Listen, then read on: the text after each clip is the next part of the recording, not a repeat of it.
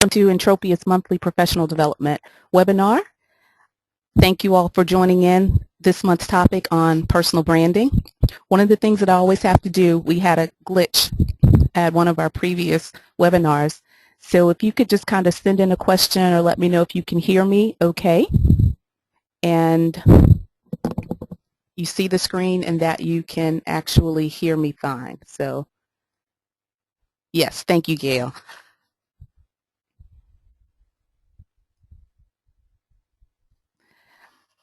For those of you that are new to Entropia's professional development webinars, we do these monthly. They're complimentary. They're open to everyone of all disciplines. They're 30 minutes to fit your busy schedule.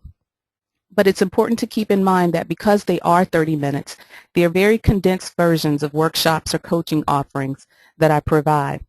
So if there's something that you find interesting or you want to follow up on, please feel free to contact me to schedule a full-length program delivery.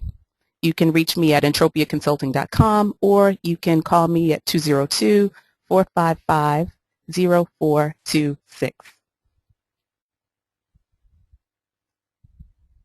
Just a little bit about me and Entropia before we get started. My name is Marquita Qualls. I'm known within my scientific community as Dr. Q. I am a trained scientist, a chemist by training, but I spent most of my professional career at the pharmaceutical industry. I've had leadership positions in both corporate and nonprofit environments. This topic is particularly appropriate for me in terms of personal branding because I was able to successfully navigate a career from what was a traditional career as a chemist at the bench to global management strategy roles. And it was really because of that unique combination of technical and soft skills that I possessed that allowed me to make a seamless transition between those scientific and non-scientific worlds.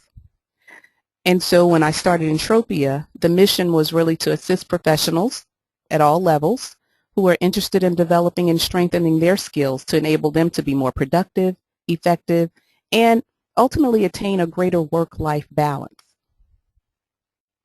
So today we're going to talk about personal branding and the brand of you. I appreciate those of you who were able to submit questions beforehand. You'll notice that they will be addressed or answered throughout the presentation, and then at the end of the presentation I'll also have some specific questions. But first and foremost, I want to start off by talking about what is personal branding. So I'll just kind of give you what my definition of personal branding is and what I use with my clients as we work on personal branding strategies. And in doing so, there are three key components that I use when developing your personal brand. So after we go through that, then we can just explore a few best practices that you should be using when you are considering building your personal brand, or if you're even evaluating someone else's personal brand, what are some of the things that you should be looking at? So personal branding is differentiating yourself by promoting your unique value. Personal branding is your personality, your reputation, and your past performance. Personal branding, in a nutshell, is really how you are perceived. But when we're talking about today's career environment and work environments, personal branding, it's really a valuable career development strategy. Now, the term personal branding is relatively new within the past decade or so. But when you really think about it, and as you begin to understand what personal branding is, you'll realize that it's been around since the beginning of time, particularly when you're thinking about that personal branding or your personal brand is how people perceive you. So think about it. How often do you brand someone, or how often are you branded? When people look at you, or first impressions, that may be an easier way to say first impressions or lasting impressions. Well, they're really talking about your brand.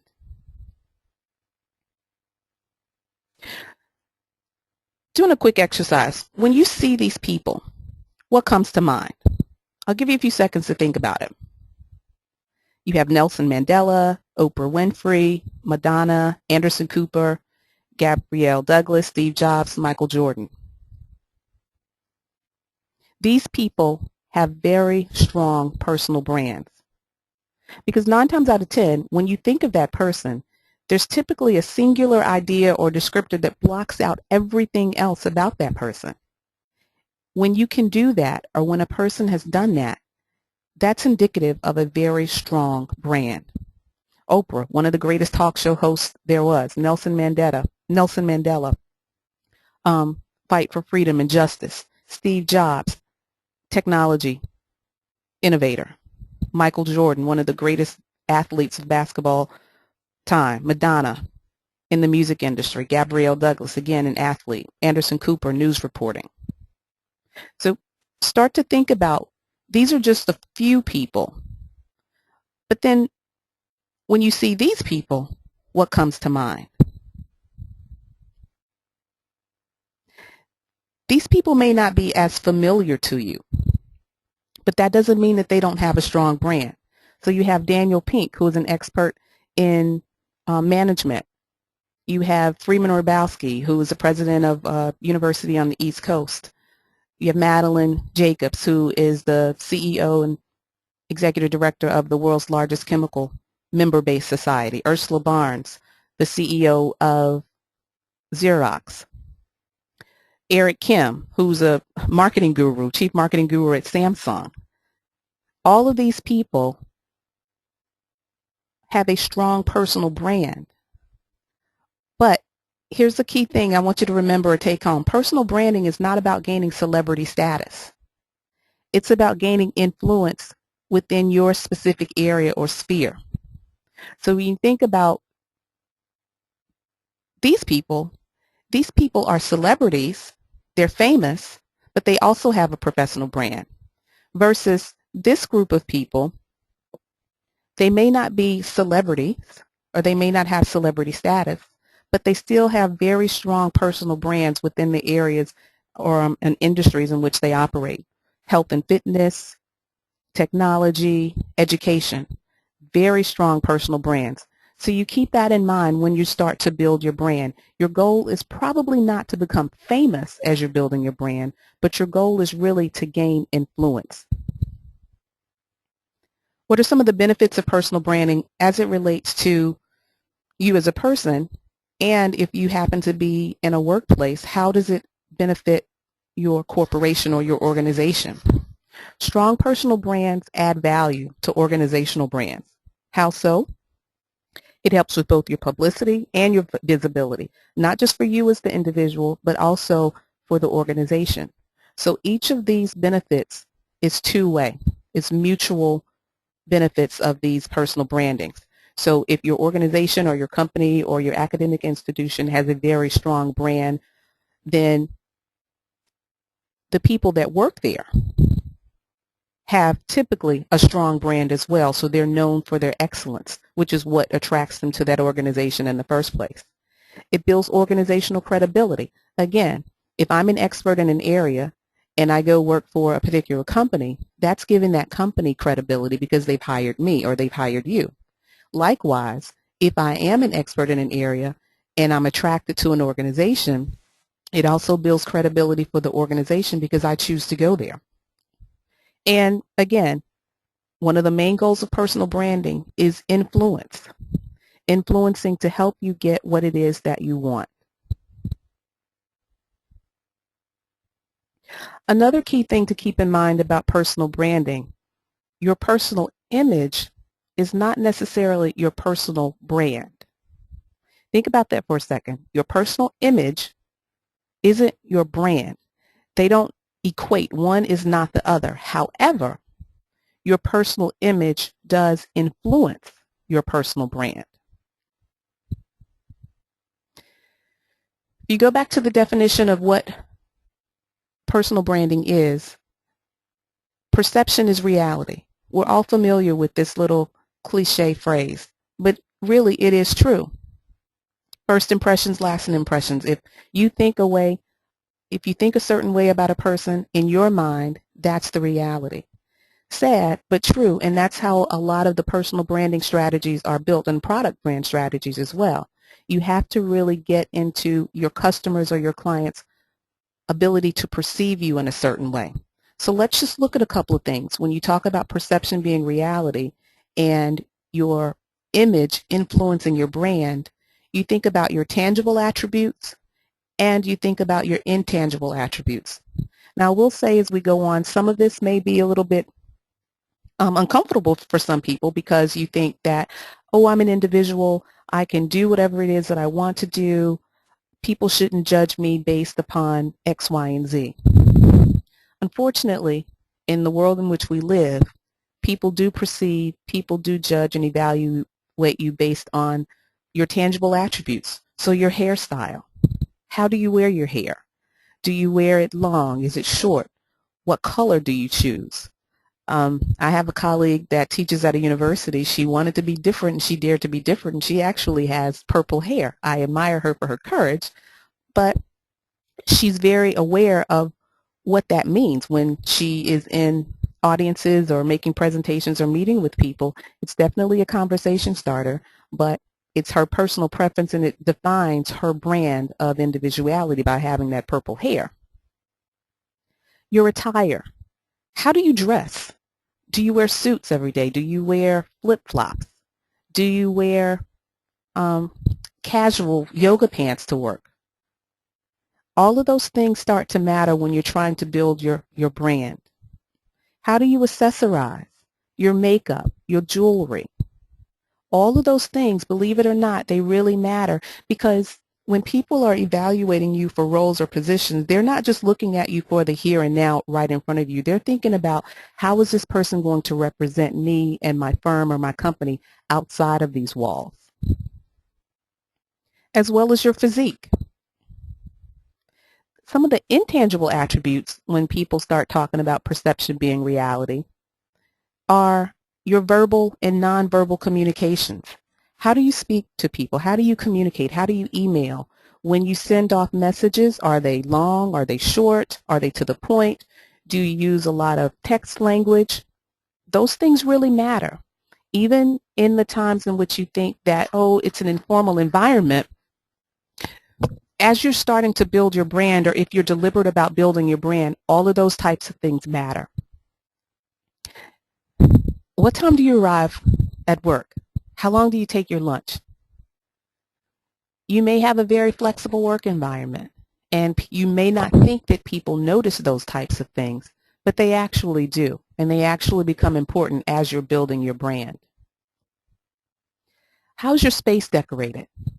Whether it's a cubicle space in an open floor plan or it's the corner office, how you decorate speaks volumes about even your personal brand. So those are some of the things that you really need to start thinking about as you desire to build your brand and as you're working on building your brand and understanding what personal branding is.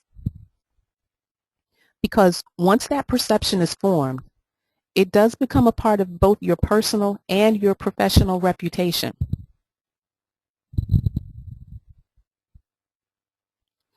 So we've talked a lot about what branding is. Now I'd like to share with you the 3 components, and I'll go through these kind of quickly in condensed versions of the 3 components that I use when I help people in building their brand. The first one is knowing you. The second one, knowing the target. And third, knowing the approach. Let's look at personal branding of knowing you. Who are you? If you've attended any of the other webinars before, you know that knowing you is really a big part of the foundation of anything that I do, because I strongly believe that once you have a grasp of who you are and what you want, then whether you're networking, dealing with conflict, leadership skills, or in this case personal branding, it really is the first step of defining you and your brand. So identify your passions, identify your values and your style, get to know you, list all of the things that you're good at doing, not just those things that you're good at doing at work, but when you're building your brand, list everything that you're good at doing, because we also focus on transferable skills. You never know. You may think it's minimal or it's not important that you're good at a certain arts and craft, but you never know how that creative mindset will play into a strategy role that you may be going after.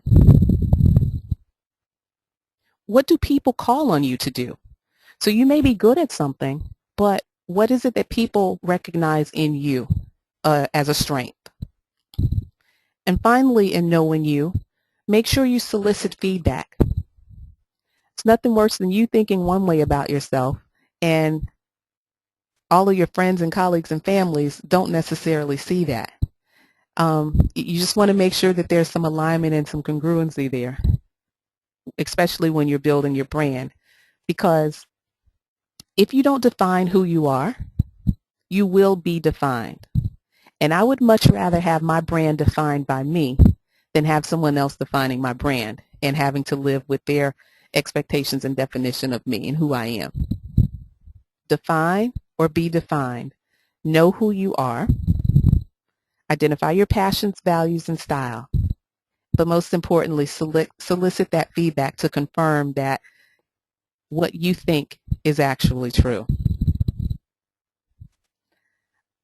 Secondly, in personal branding, know the target.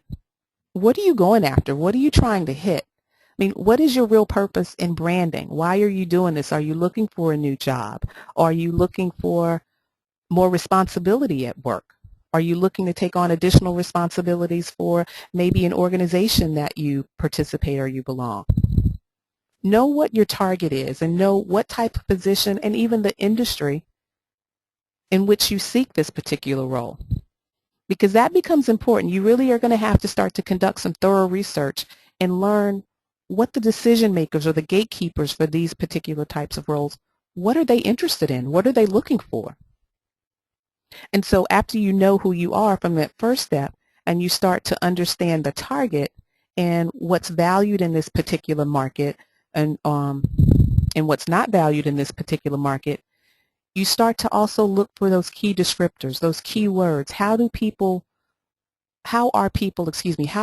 defined who work in those particular areas or who are prominent or who have major influence in those particular areas? Once you start to understand that list, cross-reference them with the list that you have of knowing you. Is there a match? And finally, in knowing your target, you also need to understand who your competitors are. And what are your competitors doing? What type of branding are they building? What type of messages or singular descriptions do you think of when you see your competitor? Do they have strong brands or do they have a weak brand? These are all questions that we go through and consider. There are a lot of exercises that we go through and do in understanding both knowing you and knowing your target. But the next step is, what's your approach? So you know who you are and you know what you want to do. You know the market, you know your target areas. So I have all that together. Now what do I do with all the information? Where should you market your brand? Who should you market your brand? How should you market your brand? All of these are questions that you're going to have to determine and decide what's best for you. Is it going to be in person? Do you need to start having informational interviews with people? Do you need to have more one-on-one conversations with people in your office or people in your community? Should there be things in print? The way that the world is going with electronic media today, should you have a web presence? Or should you spend time on collateral material, printing out brochures or pamphlets or business cards? Once you understand your target, that's going to greatly influence your approach. And so I really encourage people to have a real grasp of what the target is. And that way you won't be spinning your wheels and wasting your time on the approach, trying to figure out the approach as much. You'll be able to hit the ground running and know exactly which direction that you'll be going in terms of your approach in building a successful brand. If you have any questions along the way, please feel free to send them in, and I'll try to get to them. We're almost at the end of the presentation, and I have a few questions that I've selected from those that were initially submitted. But if there are any others along the way, then I will address them as well.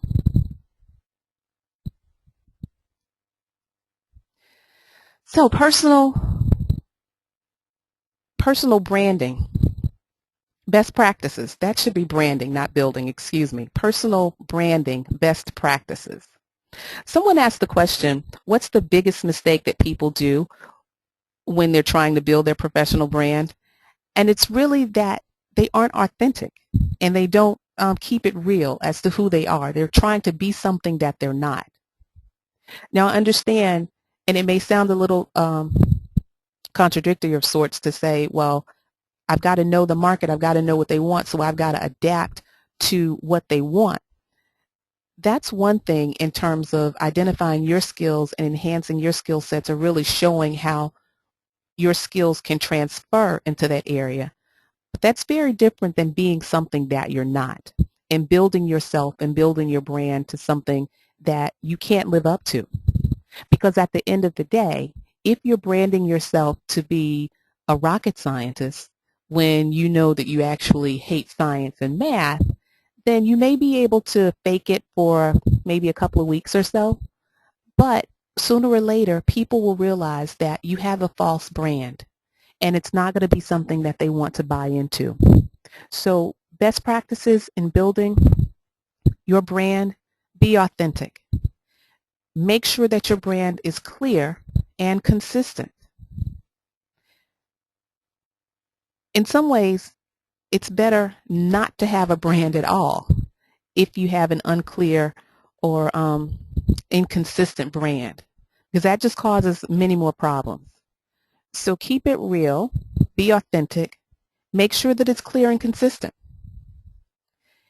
The next thing you want to do, and this is hard, particularly as we're in this, again, the social media aspects, and you're building a brand from your professional life, but you also have a personal life as well. So how do you keep the two separate? How do you keep them in separate corners of the world? Well, I tell you, it's a little difficult at times, because you really want to avoid representing different attributes in various media outlets.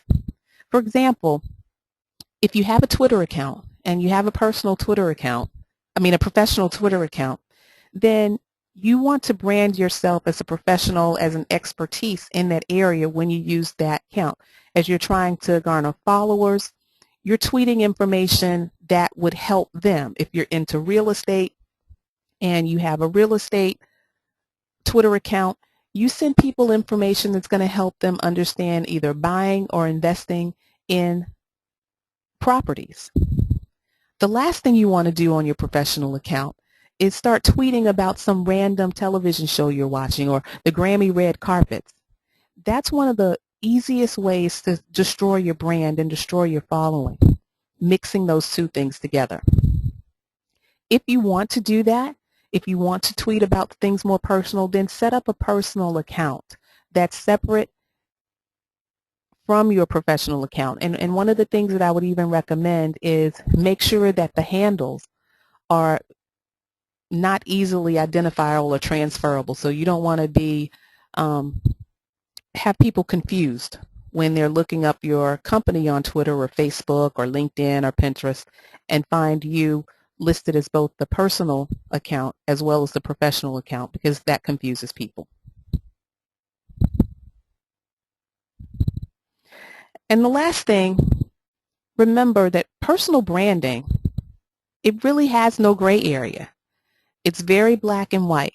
Personal branding either will help you succeed or it will not. If you have a strong personal brand, think about any of the products that you buy. Think about Coke. Do you remember when Coke went through their whole formula change? Coke, up until that point, had a very strong brand and a very strong and loyal following. But when they changed something and they changed their brand, they changed the quality, they changed the excellence in which people had grown to come and love, that really affected the Coke brand and product for a while. There wasn't any gray area. It was going to greatly help them succeed by changing this formula, or it would greatly lose their following, and we know what happened. And the same thing is true about your personal branding. You really only have one or two shots at this within one particular environment. So should your brand change? Your brand changes as your goals change. But keep in mind, you as a core individual, you don't change. And to a certain extent, your brand or your personal branding will have some core attributes. Maybe that's an easier way of explaining it. Your personal brand will have core attributes regardless of where you are, even though you may have to, if you want to use the word, change within your environment. So just a few questions as we're wrapping up. The first question is it branding or is it bragging? If you have a strong personal brand, think about it this way. Your brand speaks for itself. People will know you for what you do, and they will seek you for your past performance and your reputation. Bragging, however, requires an interpreter. Bragging doesn't allow the work to speak for itself. You have to speak for it. You're the interpreter. So there really isn't that fine of a line between branding and bragging. Branding, you're working towards promoting yourself and differentiating what your unique value is. Bragging is just talking about what it is that you have done one or two times for an event. Hopefully that makes sense. The branding or the bragging. Branding speaks for itself. Bragging needs an interpreter. Next question, should my brand change? We just kind of went through that. Your brand will change depending upon what your goals are and what environment that you're in. Sometimes you may have to change environments. It may not be that your brand will change. It may just mean that you need to change environment because your brand is no longer appreciated in that particular area. This is an interesting question. How do I maintain a great personal brand through adversity? When you know who you are, you know how you deal with certain things. And the other part of this question, the writer gave a few examples, for example, bullying or discrimination. Your personal brand, again, it's who you are and how people perceive you. And so as you're working to build on your brand, if you know that you don't deal with stress well, if you know that you don't deal with conflict well, then in order to maintain or begin to maintain a strong, great personal brand, you will get development in those areas. If you don't handle stress well and that would impact your personal brand, then start to take a couple of stress management classes or read up on stress management books or conflict management, managing and resolving conflict, time management. All of those things help you to maintain that strong or a great personal brand. But it really all goes back to knowing you, knowing what your strengths are, knowing what your weaknesses are, and working on those to help make sure that you maintain the integrity of your brand. Let's see. No one had questions, so I will end. It's almost 12:30, so it's perfect timing on this. Again, please feel free to reach out to me if you have any questions or would like to have follow-up information on personal branding. These are always condensed versions, and the longer full delivery programs are a lot of fun because we do exercises and it's very interactive. You can reach me via email, mqualls@entropiaconsulting.com. You can visit the website. You can visit us on Facebook, and if you do visit us on Facebook, please be sure to like our page, follow me on Twitter, connect with me on LinkedIn, and I do monthly video blogs, again, on a professional development topic. So you can actually see my face on the video blog and not just hear my voice from the webinar. Thank you all for attending. You will be getting your certificates of attendance within the next 48 hours, as well as a one-sheet summary of the personal branding, the Brand of You workshop. Thank you, and I look forward to seeing you on next month, or hearing from you on next month. Have a great day. Bye-bye.